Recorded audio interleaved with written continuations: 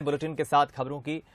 रायपुर से खबर, जहां कांग्रेस के 85वें महाधिवेशन का आज तीसरा दिन है। अंतिम दिन समापन के मौके पर प्रियंका और राहुल गांधी ने संबोधित किया। कांग्रेस अध्यक्ष मल्लिकार्जुन खड़गे अब से कुछ ही देर में समापन भाषण देंगे। देश भर से कांग्रेस के दिग्गज नेता अधिवेशन में शामिल हुए हैं, संगठन के सदस्य शामिल हुए हैं। मल्लिकार्जुन खड़गे के संबोधन के बाद राष्ट्रगान होगा और उसके साथ ही राष्ट्रीय महाधिवेशन का समापन होगा। 3 दिवसीय इस महाधिवेशन का आज अंतिम दिन है। नवा रायपुर में महाधिवेशन का आयोजन, 85वां महाधिवेशन का आयोजन चल रहा है।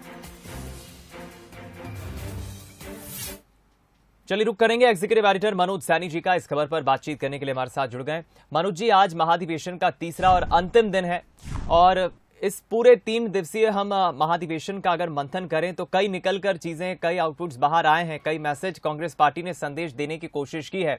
अभी आज अंतिम दिन, और क्या कुछ होना बाकी है, क्या कुछ खास? देखिए, यदि 3 दिन की हम बात करते हैं तो कांग्रेस के लिहाज से ये महाधिवेशन बहुत कुछ कांग्रेस को नए रूप में खड़ा करने की बात कह रहा है, जिसमें सबसे बड़ी बात यह है कि जो कांग्रेस का संविधान रहा है उसको बदला गया।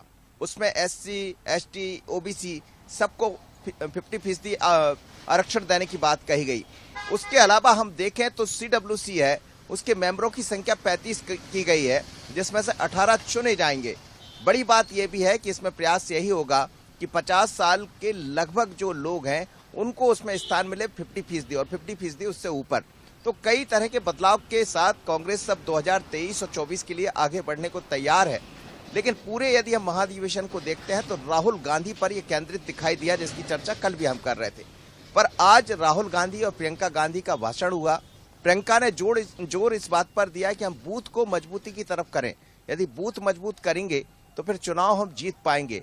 उन्होंने ये भी कहा कि किस तरह से हमें एकता के सूत्र में बंधना पड़ेगा, क्योंकि हमले हो रहे, संघर्ष का वक्त है हम सबके लिए, लेकिन संघर्ष के डरना नहीं है बल्कि बढ़ना है। लेकिन राहुल गांधी ने अपने पूरे भाषण में, यदि हम देखें अभी भी चल रहा है, भारत जोड़ो यात्रा का पूरी तरह जिक्र किया। उन्होंने अपने कई अनुभव साझा किए, भावनात्मक दृष्टि से लोगों को, कार्यकर्ताओं को जोड़ने का प्रयास किया। लेकिन हमलावर रहे केंद्र पर, हमलावर रहे आतंकी घटनाओं को लेकर, किस तरह उनकी भारत जोड़ो यात्रा में फर्क था। और जो लाल तिरंगा फहराया गया जब उस दौर में जब मोदी रहा करते थे, करीब 10 से 12 लोग, जैसा उन्होंने जिक्र किया, पहुंचे थे लाल चौक पर, उसकी भी बात कही। लेकिन उनका कहना था कि वो 12 लोग थे और मेरे साथ दिल से जुड़े हुए लोग थे। तो एक तरह से कहा जाए तो पूरी तरह मोदी पर कई तरह के आरोप लगाए और हमला भी बोला है। लेकिन इस सम्मेलन के साथ ही 23 की रणनीति तय दिखाई दे रही है, जहां 3 राज्यों में हाल ही में चुनाव होना है। सबसे पहले कर्नाटका में चुनाव होंगे, उसके बाद फिर 3 राज्यों में चुनाव होंगे। 2024 की तरफ बढ़ना है, जिसमें मुद्दे वही होंगे कि अडानी जैसे मुद्दों को लेकर, बेरोजगारी, महंगाई, इन सब मुद्दों के साथ कांग्रेस आगे बढ़ने जा रही है।